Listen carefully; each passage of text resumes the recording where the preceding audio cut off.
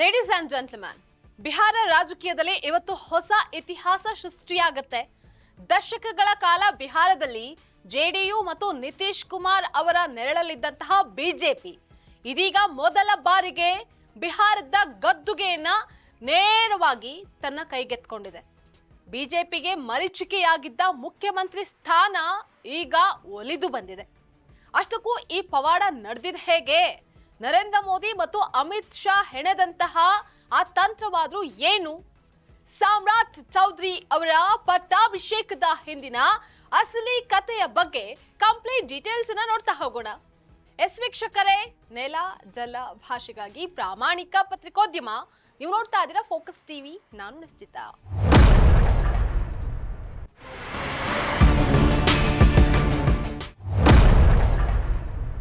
ಬಿಹಾರದಲ್ಲಿ ಸುದೀರ್ಘ ಕಾಲ ಆಡಳಿತ ನಡೆಸಿದಂತಹ ನಿತೀಶ್ ಕುಮಾರ್ ಯುಗಾಂತ್ಯವಾಗುವಂತಹ ದಿನ ಸಮೀಪಿಸಿದೆ. ಇವತ್ತು ಬೆಳಗ್ಗೆ ತಮ್ಮ ಕೊನೆಯ ಕ್ಯಾಬಿನೆಟ್ ಸಭೆಯನ್ನ ಮುಗಿಸಿ ರಾಜಭವನಕ್ಕೆ ತೆರಳಿ ನಿತೀಶ್ ಕುಮಾರ್ ಮುಖ್ಯಮಂತ್ರಿ ಸ್ಥಾನಕ್ಕೆ ರಾಜೀನಾಮೆಯನ್ನ ನೀಡಿದ್ದಾರೆ. ಈ ಬೆಳವಣಿಗೆಯ ಬೆನ್ನಲ್ಲೇ ಬಿಹಾರದಲ್ಲಿ ಬಿಜೆಪಿಯ ಮೊದಲ ಮುಖ್ಯಮಂತ್ರಿಯಾಗಿ ಸಾಮ್ರಾಟ್ ಚೌಧರಿ ಅವರ ಹೆಸರು ಮುನ್ನೆಲೆಗೆ ಬಂದಿದೆ.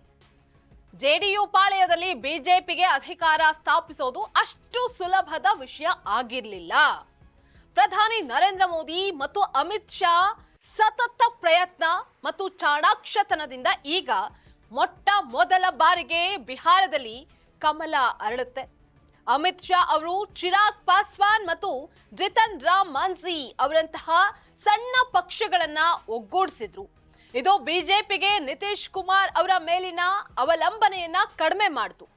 ಬಿಹಾರದ ಅಭಿವೃದ್ಧಿಗೆ ಬಿಜೆಪಿಯ ಸಿಎಂ ಇರಲೇಬೇಕು ಅನ್ನುವಂತಹ ಸಂದೇಶವನ್ನ ಮೋದಿ ವಿಕಸಿತ ಬಿಹಾರ ಯೋಜನೆಯ ಮೂಲಕ ಜನರಿಗೆ ತಲುಪಿಸುವಂತಹ ಕೆಲಸ ಮಾಡಿದ್ರು. ಮಹಿಳಾ ಆಯೋಗ, ಮಹಿಳಾ ಉದ್ಯೋಗ ಯೋಜನೆ ಅಡಿಯಲ್ಲಿ 1.25 ಕೋಟಿ ಮಹಿಳೆಯರಿಗೆ ಧನ ಸಹಾಯ ನೀಡಿದ್ದು ಮತ್ತು 1 ಕೋಟಿ ಉದ್ಯೋಗದ ಭರವಸೆ ನೀಡಿದ್ದು ಬಿಜೆಪಿಗೆ ಸೀಟುಗಳ ಸಿಂಹ ಪಾಲು ಸಿಗೋ ತರ ಮಾಡ್ತು.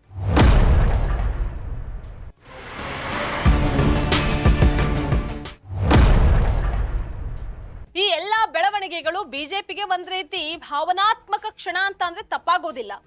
ನಿತೀಶ್ ಕುಮಾರ್ ಮಾರ್ಗದರ್ಶನದಲ್ಲಿ ಈ ಹೊಸ ಸರ್ಕಾರ ಹೇಗೆ ಕೆಲಸ ಮಾಡುತ್ತೆ, ಸಾಮ್ರಾಟ್ ಚೌಧರಿ ಆಡಳಿತ ಬಿಹಾರದ ಚಿತ್ರಣವನ್ನ ಬದಲಾಯಿಸುತ್ತಾ ಅನ್ನುವಂತಹದನ್ನ ಕಾದ್ ನೋಡ್ಬೇಕಾಗಿದೆ.